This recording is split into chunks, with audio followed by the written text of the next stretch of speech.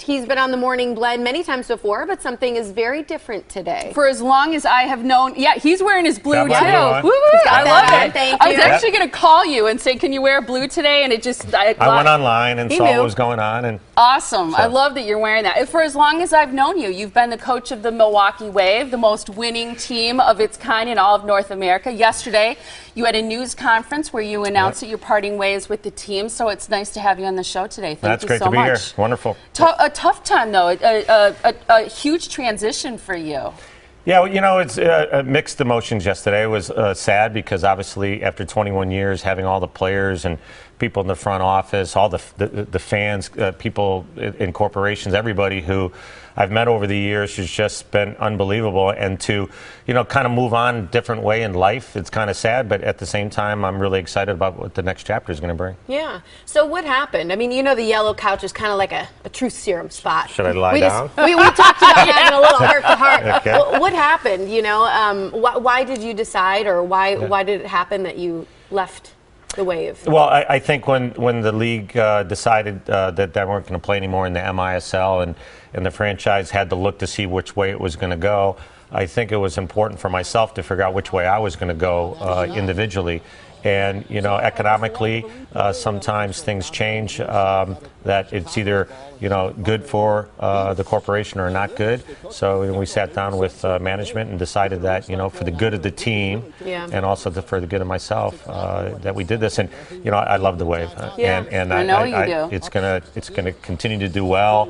It's going to be great. So everybody needs to continue to support the team. So you have positive feelings toward the franchise and the players and your time with the team.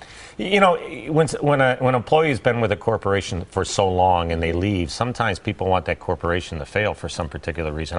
I want the Wave to survive. I mean, I did not work 7 days a week, you know, month after month, year after year, to walk away and then hope that it doesn't go well. I hope it goes great.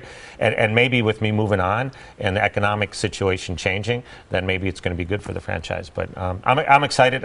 You know, they can't take the championships away, and they can't take all the great moments with all the guys and all the great women who worked in the front office. So it was a great chapter, and I'll never forget it. And they always say when one door closes, another window opens. So what's next? Right. What's your window?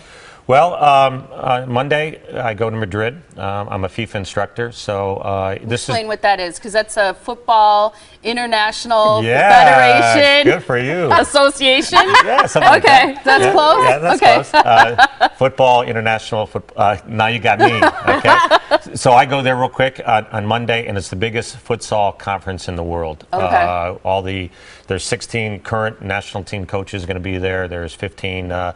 Former national team coaches, everybody from Switzerland, which is where FIFA is headquartered, is going to be there. So I'm really excited about being that.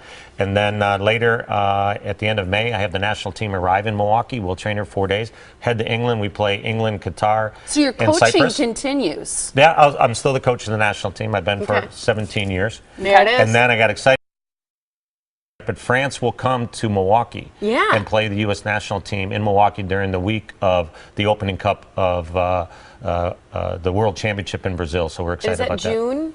I thought I saw on your paperwork. June 12th. Yeah, June 12th. Brazil plays Croatia in Brazil for the opening game of the World Championships, and then we'll play France that day, and then also 2 days later. That's so cool. Yeah, it's great. What about, there are a lot of people who are fans of the Wave. They've had kids participate in your great summer camps along with players. What about the future of that and your involvement in that? Well, I started my own academy. It's called the Keith Tozer Soccer Academy. We'll have summer camps throughout southeastern Wisconsin, and then branch out from there. We'll have half day and full day, 4-year-olds through 15 years old. There's also going to be a coaching and education component of the academy, so I'll go out and teach people futsal, which I do across the country. There will be goalkeeping academies. There'll be personal training and team training. So I'm very excited about it. You know, it's something I've been doing for a long time, and I got to take care of my family, so we started that. Yeah, that's awesome. So parents who might be thinking, oh, is he going to step away from that with other things that may come up? You're going to stay with that. That's going to exist and stick around. Well, the Milwaukee Wave will have their own camps. Yeah. And then, of course, I'll have my camps, and there's other great camps in the area that people can choose from and go to. You know, it's something that, you know, I thought that we could start to give back to the community and start my own company and doing that. At the same time, hopefully some other doors will open up in the business world, and at least this keeps me going and put food on the table. Yeah. And what are you interested in doing? Is it important to you that your future be about soccer? Would you be open to other opportunities? Because I think, you know, coaches have, and you, I should say, not just coaches in general, but you have an amazing ability to inspire people. I think coaching is like leading, like Tiff said, it's like running a corporation. Yes. I mean, truly, No, and you have a team just like someone does in business. Would you be open to other things? No, I am open to that, because I have a company called Teamwork Concepts, which I do motivational seminars for companies. And I've said for many, many years that a coach on a sports team is no different than a president of a corporation, a manager, an owner.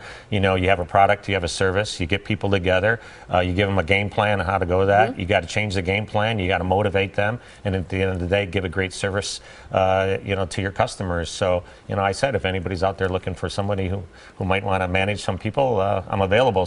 In the meantime, I have the academy, so I'm trying to keep my, you know, hands in a lot of different things and move on with the next chapter. What do you think is the best way to motivate people? You know, because I think you touched on something that a lot of us, you know, want to learn, or people who, you know, work in the business world who are leaders and they've got maybe people working for them. How do you motivate somebody? Or parents who want to motivate kids. Parents too. All of us have, you know, someone in our lives we want to motivate to do something. What do you think is the best way to do that? You know, there's always push and pull, and there, you know, in corporate world, you know, you have bonuses and you have incentives. If they're money motivated. But if you're money motivated, but at the end of the day, the cheapest and the best way to do it is just a good old pat on the back and say, you know what, I haven't told you in a long time, but it's great that we work together, or you work for me, or I work for you. And I think the same thing is with children too. They need to hear, you know, all the positive things also, and then this is what I need for you to do. You know, there's the sandwich method of motivating. You know, I don't know if you heard that. No. Right? The first piece of bread is say something good, and then the piece in the middle is what they need to do to get better, and then another positive at the end. But it's funny because one time Todd Dosowski came to a huddle, and I said, hey, Todd, by the way, you're doing really good. And he goes, okay, what's the bigger part of the sandwich? So it works sometimes, but it's great. But yeah, motivation is great, and you can have all the tools, but you need to really want to do it. Quickly, your legacy. I mean, you've got a lot left to do in your life. You're young, but you spent so much time with the team. I think particularly about the players who've played for you through the years and played hard and won. What do you, when you look back, what mark would you like to have left on the Wave? Helping build men of character. You know, we won, like you said, 6 championships, and we've been in other finals. But I think to have guys like David Moxham and Stevie Morris and Giuliano and Marcelo Fontana and Victor Nogueira and Michael King and Brian Lofton, all these guys who came through the doors of the Milwaukee Wave, they're solid individuals in the community. They're stand-up guys. They're men of character. I've always said that if I was a school teacher, I'd rather take an F and D student and try to make them a C and B student instead of trying to maintain the A student. And it's just been an unbelievable experience to work with these young men and watch them grow up. And, you know, so many of them have come to Milwaukee and have met women here and married and had children, and they're ingrained in the community. So that's probably the biggest thing that I'm really proud of is the men that I was associated with. Yeah. That's really a strong cool. legacy. Thanks for being here. Yeah, thanks for Chatting having me. with us. You got to come back too sometime and keep us updated on what you're up to. I'll come back whenever you want me. All Sounds right. great. I think Yellow Love Couch it. likes you. Here's how you can be a part of Keith Tozer's Academy. It's ktozersocceracademy.com, or call 414-368-3485 to find out more about the sessions that are going on at the Academy. Thanks for being here. Thanks for having me. Appreciate it. All right.